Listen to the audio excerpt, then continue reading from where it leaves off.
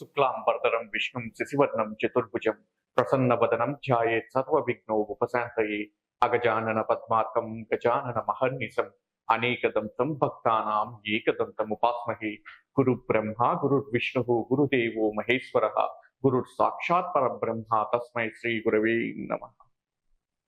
శ్రోతలకు నమస్కారం. ఇప్పుడు మీరు ఈ ధారావాహిక ద్వారా వినబోయేది ఒక అవధూత చరిత్ర. 3 పదుల వయసులోనే ముక్కంటిని చేరిన ఒక మహా తపస్వి చరిత్ర.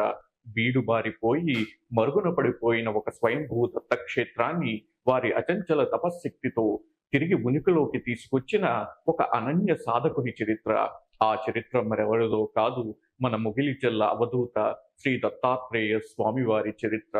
స్వామివారి నామం వింటేనే ధ్యానంతో సమానం. అలాంటిది స్వామివారి చరిత్ర వింటే అత్యున్నతమైన సాధనతో సమానం. ఎలా అయితే శ్రీరాముల వారు పేరు రాయగానే నీటిలో ఉన్న బండరాల్లో సైతం ఆవర్తనం చెంది పైకి తేలియాడాయో, అలానే మన ముగిలిచెల్ల అవధూత శ్రీ దత్తాత్రేయ స్వామివారి చరిత్ర వింటే భవందాల్లో మునిగిపోయిన మన మనసులన్నీ కూడా ఆవర్తనం చెంది ఆ పరమాత్మకి చేరువవుతాయని అనుకోవడంలో ఎటువంటి సందేహం లేదు. అందుకనే శ్రోతలారా, ఈ మన అవధూత చరిత్రని మనసారా వినండి, మనోనేత్రంతో దర్శించండి, ఆ పైన తరించండి.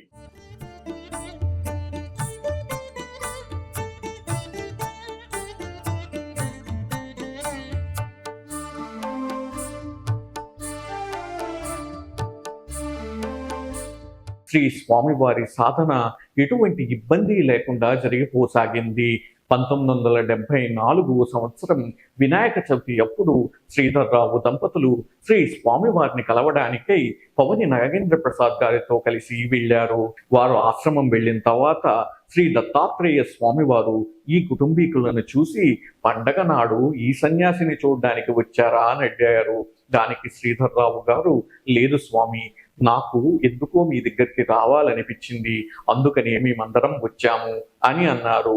దానికి శ్రీ దత్తాత్రేయ స్వామి వారు ప్రసన్నంగా చూసి ఆ కుటుంబీకులందరినీ వీరికి ఎదురుగా కూర్చోబెట్టారు. అప్పుడు శ్రీ దత్తాత్రేయ స్వామి వారు ఆ విఘ్నేశ్వరుడి ఉద్భవం దగ్గర నుంచి వినాయకుని గాథ మొత్తం వర్ణించారు. నిజంగా ఎంతటి అదృష్టం ఆ కుటుంబీకులది అంటే, ఈ రోజుల్లో మనమైతే వినాయక చవితి అంటే ఏదో ఒక పురోహితున్నో లేక పంతులు గారినో పిలిపించి మనం వినాయక చవితి నిర్వహించుకుంటాము. కానీ ఆ కుటుంబీకులకి సాక్షాత్తు శివస్వరూపమైన శ్రీ దత్తాత్రేయ స్వామి వారు వారి నోటి గుండా విఘ్నేశ్వరుని యొక్క వైశిష్ట్యాన్ని వివరించారు. ఇక అటుపైన శ్రీ నిర్మల ప్రభావతి గారు శ్రీ దత్తాత్రేయ స్వామి వారితో, నాయన మీరు చెప్తూ ఉంటే నేను మర్చిపోయాను, ఇదిగో మీకోసమని ఈ పులిహోర తీసుకొచ్చాను అని అందించబోయారు. అప్పుడు శ్రీ దత్తాత్రేయ స్వామి వారు నాగేంద్ర ప్రసాద్ గారి వంక చూసి, ప్రసాద్, నువ్వు ఆ డబ్బాన్ని అందుకొని లోపల పెట్టినా అన్నారు. ఆ తరువాత నాగేంద్ర ప్రసాద్ గారు అలానే ఆ ఆహారపు డబ్బాని అందుకొని వంటగది లోపల బల్ల మీద పెట్టారు. అది చూసిన శ్రీ దత్తాత్రేయ స్వామి వారు, ఇప్పుడు లెక్క సరిపోయింది అని అన్నారు.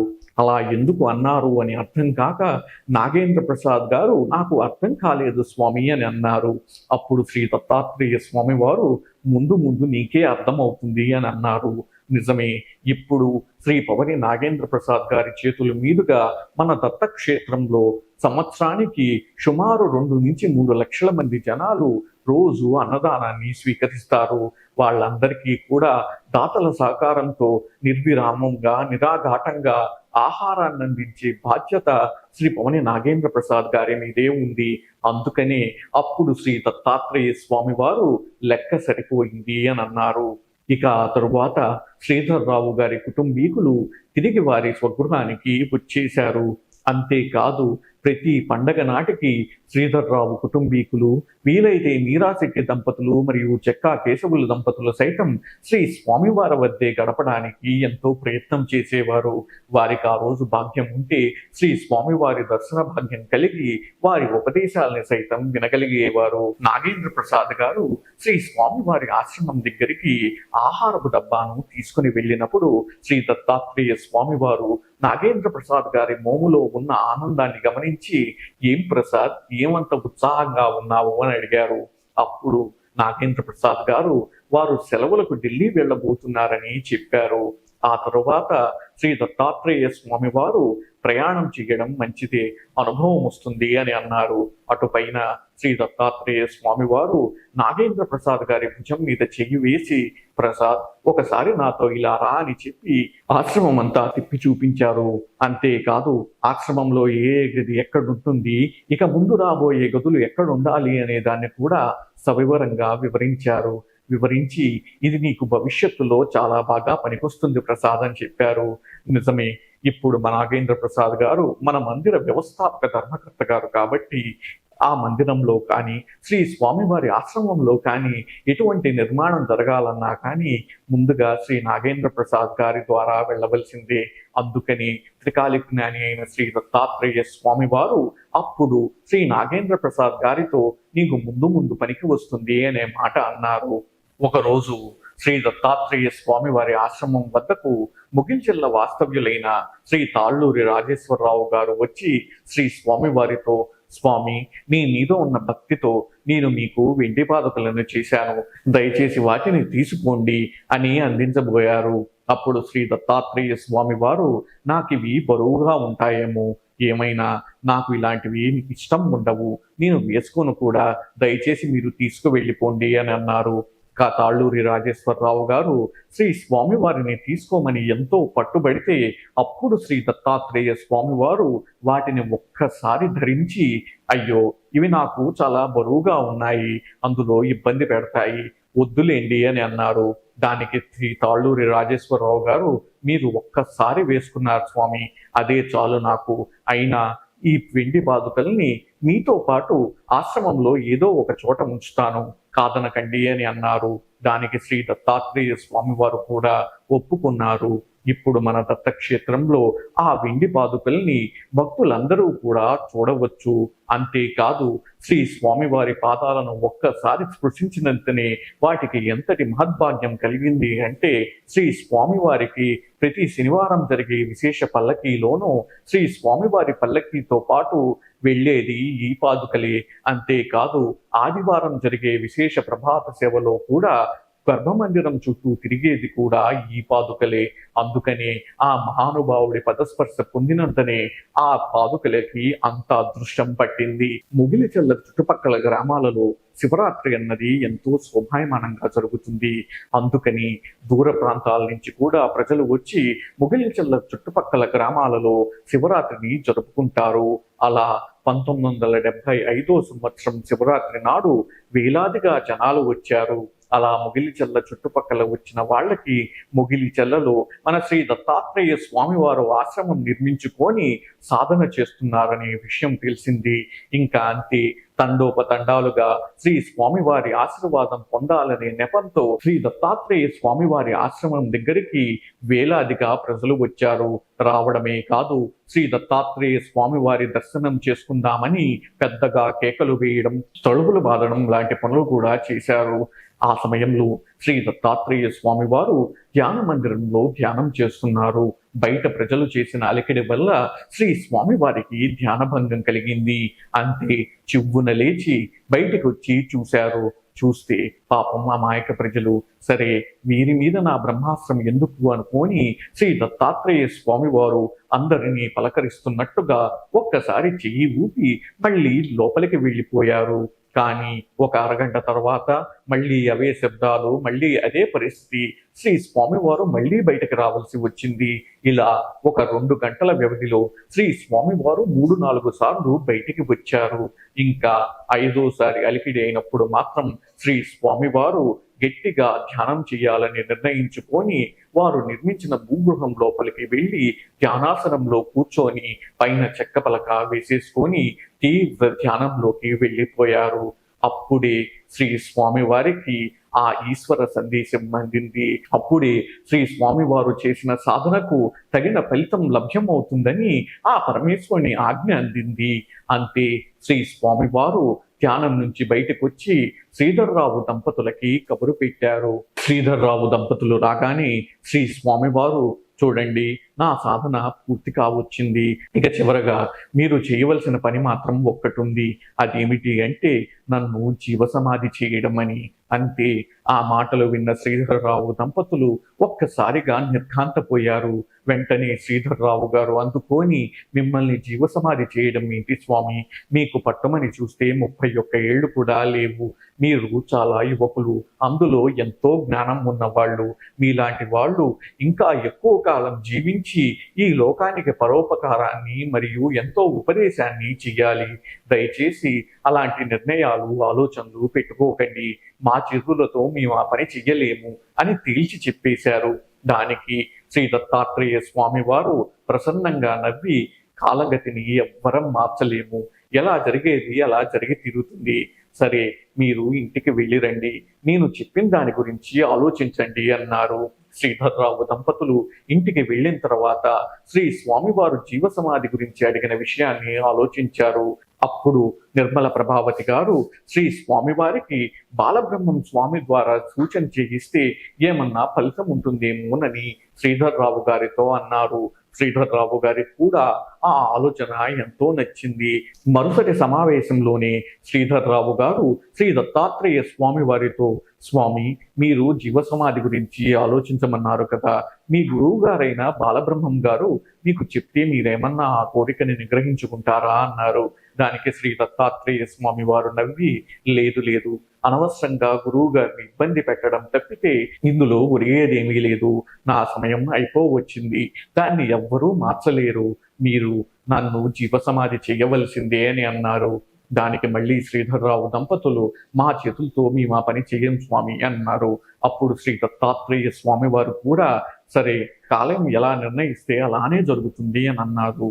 అప్పటి నుంచి శ్రీ దత్తాత్రేయ స్వామి వారు ఒక్క శ్రీధర్రావు దంపతులనే కాక శ్రీ చెక్కా కేశవులు గారిని మరియు మీరాశెట్టి దంపతులని సైతం తమ జీవ సమాధి గురించి పదే పదే అడగడం మొదలుపెట్టారు.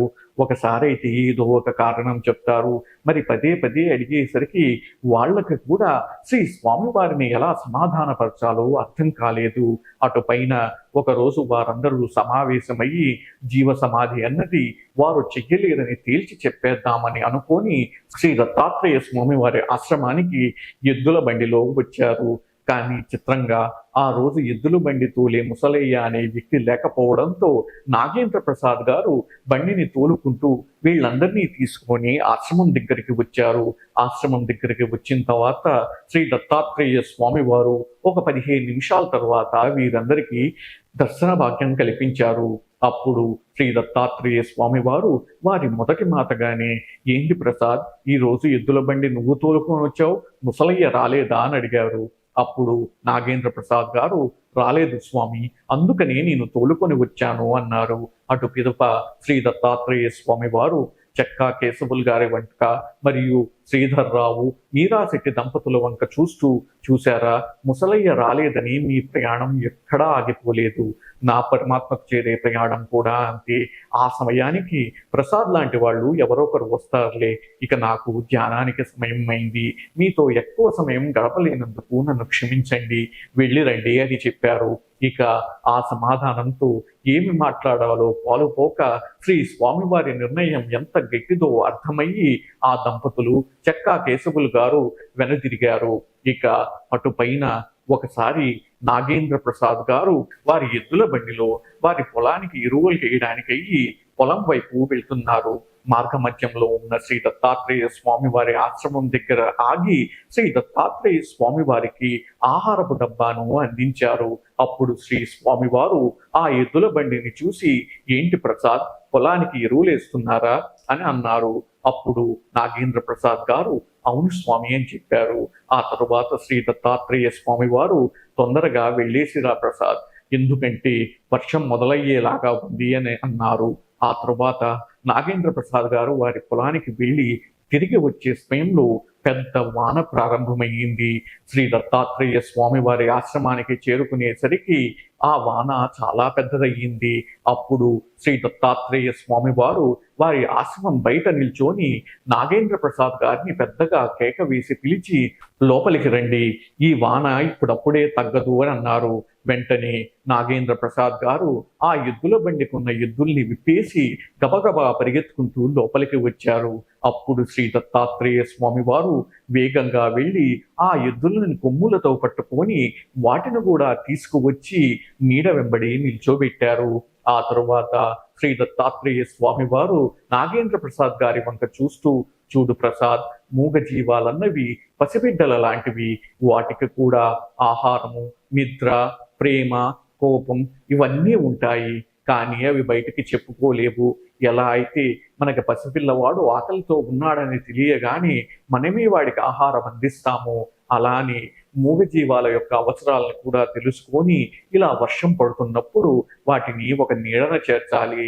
ఎందుకంటే పరోపకారం అన్నది ఆ పరమాత్మకి ఇష్టమైన విషయాలలో ఒకటి, గుర్తుపెట్టుకోవని బోధ చేశారు. అటు తర్వాత శ్రీ నాగేంద్ర ప్రసాద్ గారు వారి స్వగృహానికి తిరిగి ప్రయాణమయ్యారు. అది 1976 ఏప్రిల్ 20వ తారీఖు. ఆ రోజు పద్మయ్య నాయుడు గారు శ్రీ స్వామివారికి సరుకులు తీసుకొని ఆశ్రమం వద్దకు వచ్చారు. ఆ తరువాత శ్రీ దత్తాత్రేయ స్వామి వారికి ఆ సరుకులు అందించి శ్రీ దత్తాత్రేయ స్వామి వారికి తలస్నానం నిమిత్తమై కుంకుడుకాయలు నానబెడుతుండగా శ్రీ దత్తాత్రేయ స్వామి వారు పద్మయ్య నాయుడు గారితో, చూడు పద్మయ్య, నువ్వు నాకు ఎంతో సేవను చేశావు. నీ కుటుంబం నుంచి బయటికి వచ్చేసి మోక్ష సాధనకై సాధన చేస్తున్నా కానీ నువ్వు మాత్రం క్రమం తప్పకుండా నాకు సరుకుల్ని అందించి నాకు ఆకలన్నదే లేకుండా చేశావు. నువ్వు చేసిన సేవకి నేను ఎంతో ప్రసన్నున్నయ్యాను. కానీ చూస్తున్నావుగా, నేను సర్వపరిత్యాగిని. నేనంటూ సంపాదించింది ఏదీ లేదు. నాకున్న ఆస్తల్లా నా సాధనే. కాబట్టి దానిలో కొంత మీ కుటుంబాన్ని ఆశీర్వదించడానికి ఇప్పుడు ధారపోస్తున్నాను. కాబట్టి మీ తరతరాలు కూడా చల్లగా ఉంటాయి. మరొక ముఖ్యమైన విషయం, నేను పరమపదించిన తరువాత నా చివరి సామాన్లు కూడా జాగ్రత్తగా ఆ భూగృహంలో సర్దాల్సిన బాధ్యత కూడా నీదే. అది ఎలా జరగాలి అంటే అని సవివరంగా శ్రీ స్వామివారి మోక్ష సాధన అనంతరం వారి శరీరాన్ని ఎలా భూగృహంలో భద్రపరచాలి అన్న వివరాలన్నీ పద్మయ్య నాయుడు గారికి చెప్పారు. పద్మయ్య నాయుడు గారు వారి అన్నయ్య అయిన శ్రీ దత్తాత్రేయ స్వామి వారు ఏదో శాస్త్ర సంబంధిత పెద్ద పెద్ద విషయాలు మాట్లాడుతున్నారని అనుకొని వారు మాట్లాడకుండా శ్రీ దత్తాత్రేయ స్వామి వారు చెప్పిన వివరాలన్నింటినీ కూడా మనసులో ఉంచుకున్నారు. ఆ తరువాత శ్రీధర్రావు కుటుంబీకులు ఏప్రిల్ 30, 1976 తారీఖున శ్రీ స్వామివారి ఆశ్రమం వద్దకు వెళ్ళారు. 10 నిమిషాలు వేచి చూసిన తర్వాత లోపల నుంచి శ్రీ స్వామివారు తలుపులు తీసుకొని బయటికి వచ్చారు. 4 ఏళ్ల క్రితం ఆ మాలకొండ మీద చూసిన ఆ యువ యోగికి ఇప్పుడు వారి ఎదురుగా నిల్చున్న ఆ మహా తపస్వికి ఎంతో వ్యత్యాసం ఉంది. అదేమిటి అంటే, అప్పుడు శ్రీ స్వామి వారిది ఆజానుబాహు రూపము, వారి ఎత్తుకు తగ్గ బలం ఉండేది. కానీ ఇప్పుడు చూస్తే వారు ఆహారం తీసుకోవడం పూర్తిగా తగ్గించి వేశారు కనుక వారు పూర్తిగా బక్కచిక్కిపోయారు. కానీ శ్రీ స్వామి వారి మొహంలో తేజస్సు మాత్రం అంతకంతకు పెరిగిపోసాగింది. అప్పుడు శ్రీ దత్తాత్రేయ స్వామి వారు నాగేంద్ర ప్రసాద్ గారిని దగ్గరగా పరిశీలించి చూస్తూ, ఎవరు? ప్రసాద్ కదూ, చూడు నాయన, కళ్ళు కూడా సరిగ్గా కనపడట్లేదు. మీ అమ్మా నాన్నల్ని తొందరగా నన్ను జీవసమాధి చేయమని చెప్పు అని అన్నారు. నాగేంద్ర ప్రసాద్ గారికి ఏం మాట్లాడాలో అర్థం కాక, అవి మీరు మాట్లాడుకోండి స్వామి అని చెప్పి పక్కన వెళ్ళి కూర్చున్నారు. ఆ తరువాత శ్రీ దత్తాత్రేయ స్వామి వారు శ్రీధర్రావు దంపతులు ఎదురుగా కూర్చున్నారు. ఆ సమయంలో శ్రీధర్రావు దంపతులకి శ్రీ దత్తాత్రేయ స్వామి వారి తొడల మీద ఉన్న అరచేతి మందం అంత గాయాలు కనిపించాయి. వెంటనే నిర్మల ప్రభావతి గారు, అయ్యో ఏమిటి నాయన అది అని అడగా, శ్రీ దత్తాత్రేయ స్వామి వారు ఎంతో నిర్లిప్తంగా దానిని చేతితో రుద్దుతూ, ఇవ సిద్ధాసనం వేసి గాయాలు ఏర్పడ్డాయి. అయినా ఇది నన్ను ఏం చేస్తుందిలే. మీకు ఒక్క విషయం చెప్పాలి. మీరు నాకు ఎంతో సేవ చేశారు. మీరు చేసిన సేవకు నేను ప్రసన్నయ్యాను. కర్మానుసారం మీరు అనుభవించాల్సిన బాధలు అనుభవించాలి. కానీ ఖచ్చితంగా మీ కుటుంబం మాత్రం ఉత్తమ గతులకి చేరుకుంటుంది. జీవితం అన్నాక ఆటుపోట్లు సహజం. కానీ అందరం ముఖ్యంగా పాటించాల్సింది సంయమనం మాత్రమే. నేనింకా తీవ్ర ధ్యానంలోకి వెళ్తున్నాను. మరో వారం పాటు కూడా నా ఆశ్రమం దగ్గరికి ఎవరిని పంపించకండి. అలానే నా ఆహారం సంగతి కూడా నేనే చూసుకుంటాను అని నాగేంద్ర ప్రసాద్ గారి వంక తిరిగి, నీకు ఇది తాత్కాలిక ఉపశమనం మాత్రమే అని నవ్వి ఆ కుటుంబీకులందరినీ ఆశీర్వదించి పంపించి వేశారు. 1976 మే 6వ తారీఖున శ్రీ దత్తాత్రేయ స్వామి వారి ఆశ్రమం మీదుగా గొర్రెలు కాచుకుంటూ వెళ్తున్న ఇరుకలయ్య అనే గొర్రెల కాపరి శ్రీ స్వామివారి దర్శనం చేసుకుందామనే ఆతృతతో శ్రీ స్వామివారి ఆశ్రమం గోడ మీద నుంచి లోపలికి తొంగి చూశారు. అప్పుడు శ్రీ దత్తాత్రేయ స్వామి వారు ఉత్తరాభిముఖంగా పద్మాసనం వేసుకొని కూర్చొని ఉన్నారు. సరే, స్వామి ధ్యానంలో ఉన్నారనుకొని ఎరుకలయ్య వారి గొర్రెల్ని తోలుకొని వాటికి మేత వేసి నీళ్లు తాగించి మళ్ళీ తిరిగి వారి ఇంటికి వస్తూ మధ్యాహ్నం 1 గంట సమయంలో ఈసారైనా శ్రీ స్వామివారి దర్శన భాగ్యం కలుగుతుందనే ఆశతో ఆతృతగా మళ్ళీ ఆశ్రమం గోడ మీద నుంచి లోపలికి చూశారు. అప్పుడు శ్రీ స్వామివారు పద్మాసనంలో ఉత్తరాభిముఖంగా కూర్చొని ఉన్నారు. కానీ వారి శరీరం మాత్రం ఎడం పక్కకు ఒరిగి ఉంది. అంతే, ఎరుకలయ్యకు ఎందుకో ఒక్క నిమిషం బాగా బాధ వేసింది. ఆ తరువాత భయం వేసి పరుగున వెళ్ళి శ్రీధర్రావు కుటుంబీకులకి శ్రీ స్వామివారు ఇలా ఎడం వైపుకు ఒరిగి ఉన్నారు అనే విషయాన్ని చెప్పారు. అంతే, శ్రీధర్రావు గారికి వెంటనే విషయం అర్థమయ్యింది. సరే, ముందు ఆందోళన పడడం కంటే నిజం తెలుసుకోవడం ముఖ్యమని శ్రీ పవని నాగేంద్ర ప్రసాద్ గారిని పిలిచి, ప్రసాద్, ఎరుకలయ్య ఏదో చెప్తున్నాడు, నువ్వు ఇప్పుడే కొంతమంది జనాల్ని తీసుకొని శ్రీ స్వామివారి ఆశ్రమం దగ్గరికి వెళ్ళు, నేను అమ్మ ఎద్దుల బండిలో వచ్చేస్తాము అని చెప్పారు.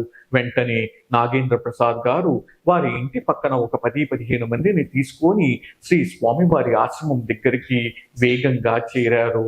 ఆశ్రమం పైన చూస్తే వందలాదిగా రామచిలుకలు కూర్చోనున్నాయి. ఇక ఆశ్రమం బయట తలుపులు తీసి నాగేంద్ర ప్రసాద్ గారు లోపల అడుగు పెట్టేసరికి నిజమే, ఎరుకలయ్య చెప్పిన విధంగా శ్రీ స్వామివారు ధ్యానాసనంలోనే కూర్చొని ఉన్నారు. కానీ వారి శరీరం మాత్రం ఎడం వైపుకు ఉరిగిపోయింది.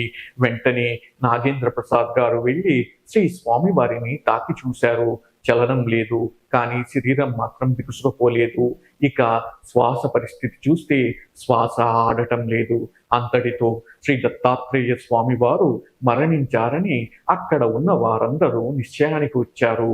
అటుపైన శ్రీ దత్తాత్రేయ స్వామి వారి శరీరాన్ని సరిగ్గా కూర్చోబెట్టడానికై నాగేంద్ర ప్రసాద్ గారు మరియు వారి పొరుగుంట వ్యక్తి శ్రీ దత్తాత్రేయ స్వామి వారి శరీరాన్ని ఎత్తుకొని ఆ దగ్గరలో ఉన్న ఒక స్తంభానికి నిటారుగా కూర్చోబెట్టారు. అదే సమయంలో శ్రీ స్వామివారి శరీరం పక్కన ఒక చిన్న కాగితము, దాని మీద బరువుగా పెట్టిన బండరాయి నాగేంద్ర ప్రసాద్ గారు చూశారు. అప్పుడు నాగేంద్ర ప్రసాద్ గారు ఆ కాగితాన్ని తీసుకొని లోపలికి చూడగా అప్పుడు శ్రీ దత్తాత్రేయ స్వామి వారి చేవ్రాలతో రాసిన ఈ వాక్యాలు కనబడ్డాయి. అవేమిటి అంటే, నేను దత్తాత్రేయ స్వామిగా రూపాంతరం చెందుతున్నాను, నేను మోక్షానికి ఎగుతున్నాను, మీరందరూ నా మందిరాన్ని ఒక్క శనివారం తప్పితే మిగతా అన్ని రోజులు కూడా భక్తులు దర్శించడానికి అనుమతించండి. అలానే నేను నా భూగృహం నుంచే భక్తుల సమస్యలకు సమాధానం చెప్తాను అని రాసిపెట్టి ఉంది. ఆ సమయానికి శ్రీధర్రావు దంపతుల సైతం శ్రీ దత్తాత్రేయ స్వామి వారి ఆశ్రమం దగ్గరికి చేరుకున్నారు. నాగేంద్ర ప్రసాద్ గారు అప్పటి వరకు జరిగిన విషయాలన్నింటినీ కూడా వివరించారు. ఆ మాటలు విన్న శ్రీధర్రావు దంపతులు ఒక్కసారిగా కుప్పకూలిపోయారు. శ్రీధర్రావు గారు వారికి దుఃఖం ఎంత తన్నుకొని వస్తున్నా కానీ ఆ బాధనన్నింటినీ కూడా మనసులోనూ పెట్టుకొని ఇక జరగవలసిన కార్యక్రమాల గురించి ఆలోచించడం మొదలుపెట్టారు. మొదటగా శ్రీ దత్తాత్రేయ స్వామి వారి కుటుంబీకులకు, చెక్కా కేశవులు గారికి మరియు మీరాశెట్టి దంపతులకి ఈ వార్తను చేరవేయవలసిందిగా మనుషుల్ని పురమాయించారు. వారందరూ వచ్చేసరికి సమయం రాత్రి 9:30 అయ్యింది. అప్పుడు శ్రీధరరావు గారు శ్రీ దత్తాత్రేయ స్వామి వారి తమ్ముడైన పద్మయ్య నాయుడు గారితో ఇలా శ్రీ స్వామివారి సంస్కారాలు ఎలా చేయాలని పద్మయ్య నాయుడు గారితో ఏమైనా చెప్పారా అని అడిగారు. దానికి పద్మయ్య నాయుడు గారు ఒక 2 వారాల క్రితం శ్రీ దత్తాత్రేయ స్వామి వారు స్వయంగా వారితో పంచుకున్న విషయాలన్నింటినీ కూడా వివరించారు.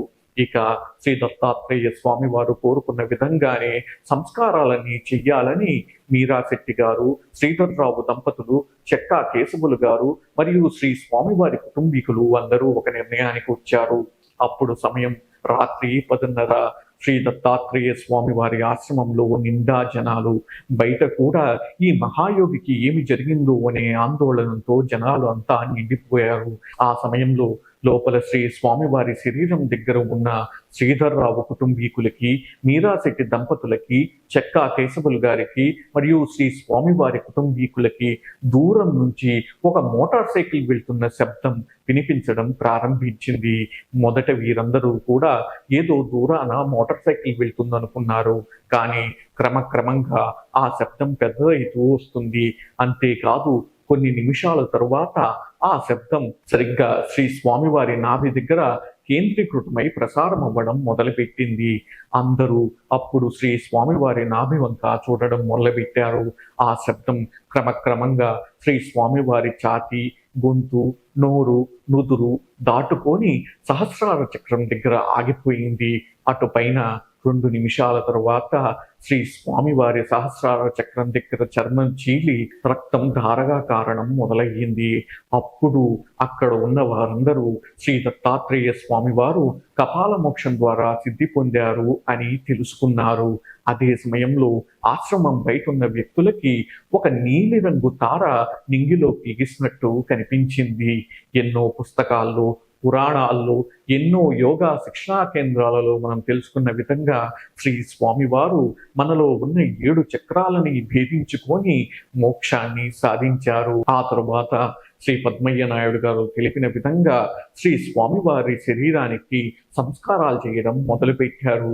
మొదటగా శ్రీ స్వామివారి భూగృహంలో మొదటగా ఒక ధావళిని పరిచి అటుపైన శ్రీ స్వామివారి జింక చర్మాన్ని పెట్టి దాని మీద శ్రీ స్వామివారి శరీరాన్ని పద్మాసనంలోని ఉత్తరాభిముఖంగా కూర్చోబెట్టారు.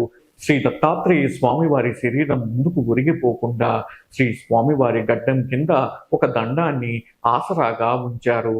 ఆ తరువాత ఆ భూగృహాన్ని మొత్తం ఉప్పుతో నింపేసి ఆ పైన కప్పివేశారు. అంతటితో మన ముగిలిచల్ల అవధూత శ్రీ దత్తాత్రేయ స్వామివారి మానవ రూపిత చరిత్ర ముగిసింది. కొన్ని వందల సంవత్సరాల క్రితం మరుగున పడిపోయిన స్వయంభూ దత్తక్షేత్రం ఆ రోజు నుంచి మళ్ళీ ఊపిరినందుకొని క్రమక్రమంగా పెద్దదిగవుతూ ఎంతో మంది భక్తుల కోరికలను తీరుస్తూ భక్తుల పాలిట కొంగు బంగారమై ఒక మహా దత్తక్షేత్రంగా రూపాంతరం చెందింది. ఇంతటి మహిమాన్విత సాధకుడి సాధనా స్థలి అయిన మన ముగిలిచల్ల అవధూత శ్రీ దత్తాత్రేయ స్వామివారి మందిరాన్ని మీరందరూ తప్పక ప్రత్యక్షంగా దర్శించి తరించాలని నా వ్యక్తిగత విన్నపం. ఇక నాకు ఇంతటి అవకాశాన్ని ఇచ్చిన మా కుటుంబీకులకి, శ్రీ దత్తాత్రేయ స్వామి వారికి వెనువేలు సార్లు కృతజ్ఞతలు తెలుపుకుంటూ సర్వం శ్రీ దత్తకృప. ధన్యోస్మి.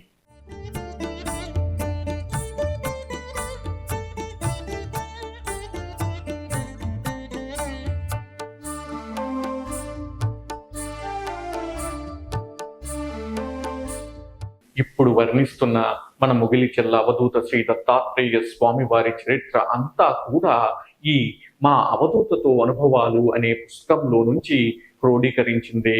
ఈ పుస్తకాన్ని శ్రీ దత్తాత్రేయ స్వామి వారికి ప్రత్యక్ష సేవ చేసుకున్న శ్రీ పవని నిర్మల ప్రభావతి గారు వారి స్వహస్తాలతో రచించినది.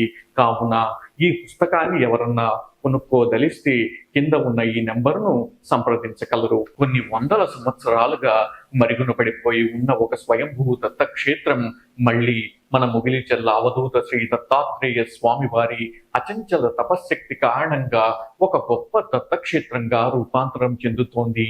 కేవలం భారతదేశం నుంచే కాక వివిధ దేశాల నుంచి దత్త భక్తులు ఇక్కడ మన శ్రీ దత్తాత్రేయ స్వామి వారి ఆశీస్సులు పొందడానికని దీనిని దర్శిస్తూ ఉంటారు.